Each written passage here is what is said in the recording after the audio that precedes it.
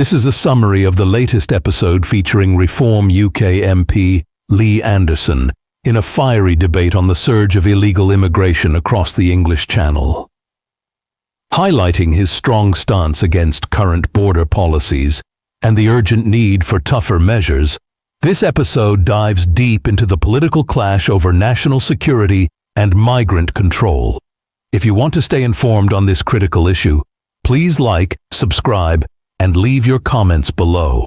Because this government and the previous government have not had the political will or the backbone to get stuck into this and do something positive. We proved, I think it was about just before Christmas or just after Christmas, we actually picked up a full boat of illegal migrants, and we took it back to France and they took them to hospital because I think a couple had fell in the water. So we can return them to France. It takes political will and courage. And it's about time they put the Navy in the Channel, turn these boats back, pick them up, take them back to France. And if it causes a standoff, I'm not bothered, Nigel, because I'm telling you what. But it's not a standoff. The first thing you will have is, if you start sending destroyers into the English Channel to stop inflatables that are no bigger than kids' paddling pools, an awful lot of people will end up drowning. The people in this country are furious that British Border Force are picking up illegal migrants, they're shipping them to our country, they're on a bus, to a hotel, they get legal aid, they claim asylum, and even if they fail the asylum claim, they stop in this country. This is the pull factor we keep talking about, Nigel. You know, you see these lads in northern France, they know once they get into that water, they're here, and they're going to be put up in a 4-star hotel. We need to stop putting them in 4-star hotels. And illegal migrants cost this country,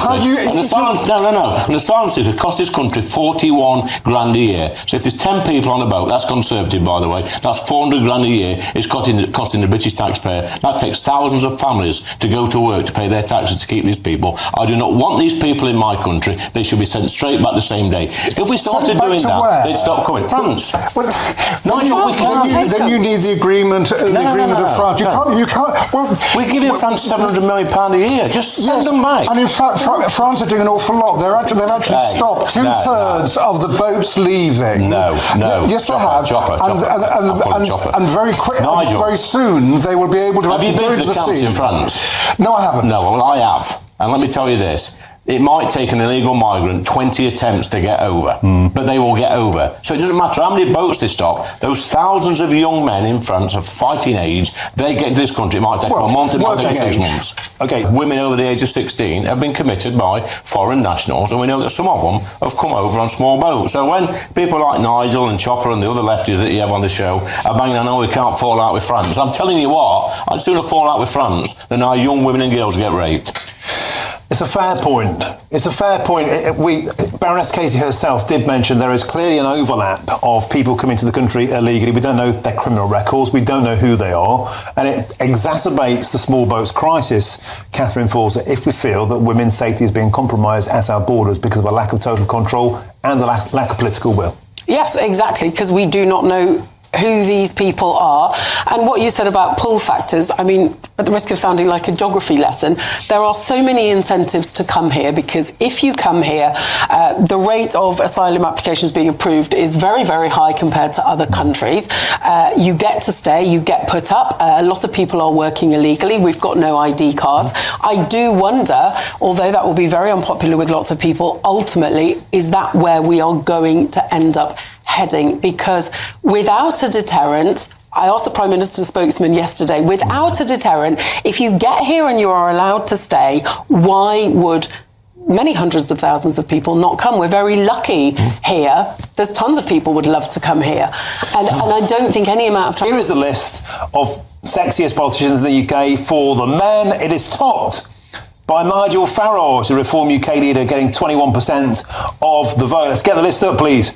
Next up, there it is. Robert Jenrick in second place, James Cleverly in third, Dan Aldridge from Labour in fourth position. Then it's James McMurdoch, Darren Jones, Lee Anderson on that list. And for the sexiest female politicians, Angela Rayner, Sarah Pochin, Reform UK, Suella Braverman and Jade Botterill of the Labour Party. Lee Anderson, who did this poll and what What on earth have they been drinking? Well, I think Stevie Wonder's done this poll, but I think seriously, I'm looking at those names on there, Martin. I think all those above me have been on the Ozempic pen. So I think for next year, I would have some fat jabs, and I should be topping that. And now Nigel Farage has got the, I'll never know. But I will say this: when this list came out today, Richard Tice was furious because he wasn't on there. I've told him it's work in progress, so he's going to have some cosmetic stuff done. But funnily enough, I've seen another list just underneath that, which is not on the screen, with there's Chopper and Nigel Nelson on there, and they're actually above Richard Tice on the list for being political commentators. That shows the standard of judging in this competition. On a serious point, like where did this poll come from? I've no idea, Martin. Did you make it up? No, I seen it on X this morning. Somebody sent it me. I mean, I didn't notice. I mean, Nigel's shown it intimately earlier on. He was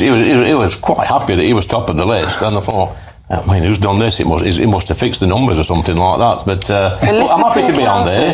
I think next year I should be a little bit higher. Illicitencounters.com. Oh, right. Okay. Where it's come from. So this is actually a dating website of illicitencounter.com users, and they've clearly gone. I think Robert Jenrick's going to be a bit upset that he's been pipped to the post by Nigel Farage. He's been putting a lot of work into his fitness, into looking trim. Yeah, he's been doing the stuff. I mean, Nigel trains vigorously every night in the Westminster Arms, as you know. He's got a great diet. He's got his own personal trainer, which teaches him. I think he's on that hand now doing that. So, yeah, but to think Jenrick's been doing all that work and Nigel's done him is hilarious, isn't it? And I think Richard Tice, as you say, might be calling for Steward's inquiry. Not at all happy. Great fun to have you as ever, Lee Anderson. Thank you very much, Catherine Ford.